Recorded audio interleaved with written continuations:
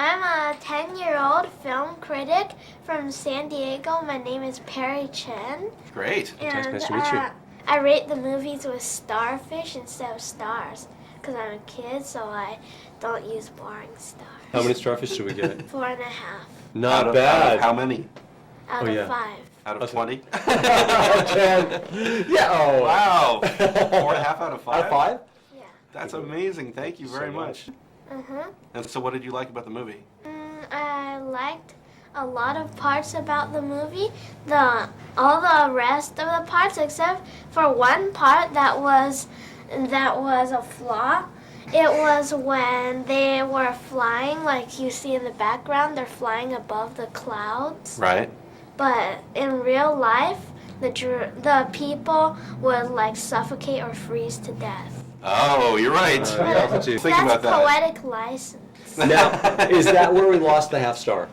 Uh-huh. That was it. That was the only part. So more seat belts and some oxygen and clothing. So what attracted you to this story, and what changes did you make for adapting the book to the movie? The biggest change we made was not so much a change, but a choice we had to make.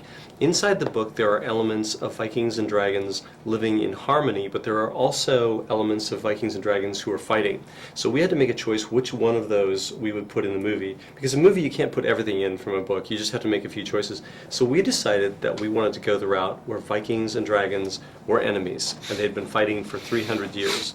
And the thing about that we liked was that when Hiccup eventually befriends a dragon, it means that he's taking the biggest risk that he could take. Since both of you are directors for this film, I couldn't help but thinking about the hideous Zippo back from the film.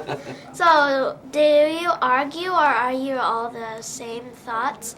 Like, do you have any different thoughts? Or also, how did you come up with the designs of the different dragons? Okay, well, that's two parts. I mean, when Chris and I work together, we've been working together since we met on Mulan. That was our first film together. And then we did Lilo and Stitch together. And I think sometimes when you work in a big studio, artists kind of find each other, and they find that they have similar tastes. And so Chris and I like the same kind of movies, and we like to work on the same kinds of stories, so it's just very natural that we work together. And that way we can kind of critique each other's Were there any parts work. you disagreed? Sometimes we disagree, and then usually we'll make a coupon for each other so that if one of us wins that argument, then we can use the coupon to win the next one. And then for the design of the dragons... Oh, yeah, we had a terrific artist named Nico Marley, and he is a brilliant designer, and he worked for many, many months designing all sorts of dragons. Some of them came from the book, but some of them just came out of his imagination. And if you were to go into his room, you would see a pile of drawings, no kidding, about 1.5 feet thick, and he did thousands of dragons, and we used about 7. Some of them as good as yours.